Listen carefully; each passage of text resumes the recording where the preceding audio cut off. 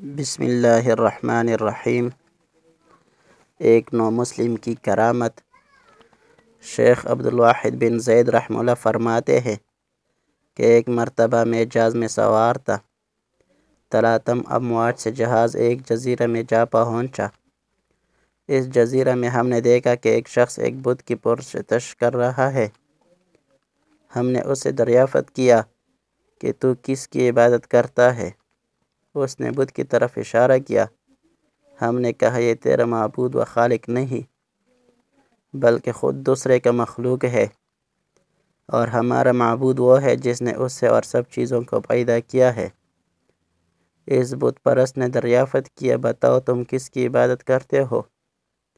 ہم نے جواب دیا کہ ہم اس پاک ذات کی عبادت کرتے ہیں جس کا آسمان میں عرش ہے اور زمین میں اس کی دار و گیر ہے، اور زندہ اور مردوں میں اس کی تقدیر جاری ہے۔ اس کے نام پاک میں اس کی عظمت اور بڑائی نہایت بڑی ہے۔ اس نے پوچھا تمہیں یہ باتیں کس طرح معلوم ہوئی؟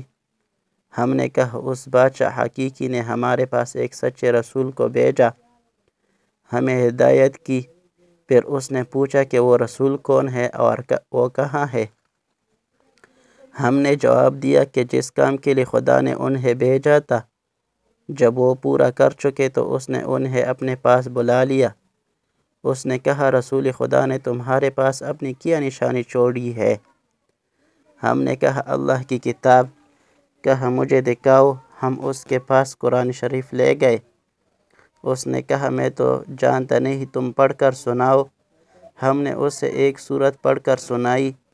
وہ سن کر روتا رہا اور کہنے لگا جس کا یہ کلام ہے اس کا حکم تو دل و جان سے ماننا چاہیے اور کسی طرح اس کی نافرمانی نہ کرنی چاہیے۔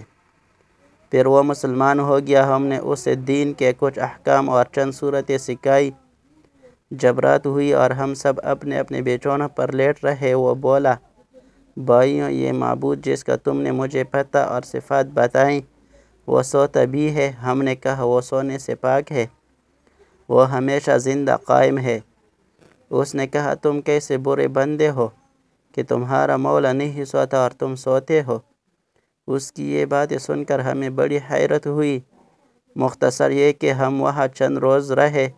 جب وہاں سے کوچ کا ارادہ ہوا، اس نے کہا بھائیو مجھے بھی ساتھ لے چلو۔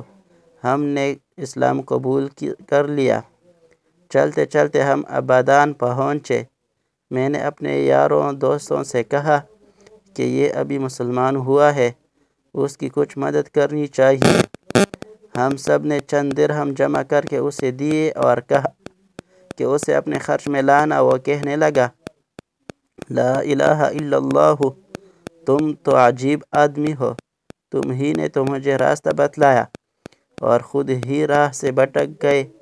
مجھے سخت تعجب آتا ہے کہ میں اس جزیرہ میں بت کی عبادت کیا کرتا تھا، میں اسے پہچانتا نہ تھا۔ اس وقت بھی اس نے مجھے ضائع نہیں کیا، پھر جب میں اسے جاننے لگا تو اب وہ مجھے کس طرح ضائع کر دے گا؟ 3 دن کے بعد ایک شخص نے مجھے آ کر خبر دی کہ وہ نو مسلم مر رہا ہے، اس کی خبر لو۔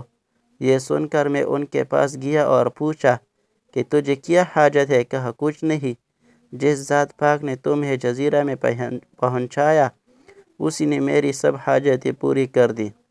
خواجہ عبدالواحد رحمہ اللہ فرماتے ہیں کہ مجھے وہی بیٹھے بیٹھے نیند کا غلبہ ہوا اور میں سو گیا۔ کیا دیکھتا ہوں کہ ایک سرسبز باغ ہے، اس میں ایک قبہ ہے اور ایک مکلف تخت بچھا ہوا ہے، اس پر ایک نہایت حسین نوعمر عورت جلوہ افروز ہے۔ کہتی ہے خدا کے لیے اس نو مسلم کو جلدی بھیجو، مجھے اس کی جدائی میں بڑی بے قراری اور بے صبری ہے۔ اتنے میں میری آنکھ کھلی تو دیکھا وہ سفر آخرت کر چکا تھا۔ میں نے اسے غسل و کفن دے کر دفن کر دیا۔ جب رات ہوئی تو خواب میں وہی قبہ اور باغ اور تخت پر وہی عورت، اور پہلو میں اس نو مسلم کو دیکھا کہ وہ یہ آیت پڑھ رہا ہے اعوذ باللہ من الشیطان الرجیم والملائکۃ یدخلون علیہم من کل باب سلام علیکم بما صبرتم فنعم عقبی الدار۔ اور فرشتے ان پر یہ کہتے ہوئے ہر دروازے سے آئیں گے کہ سلامتی ہے تم پر، بس کیا اچھا بدلہ ہے آخرت کا۔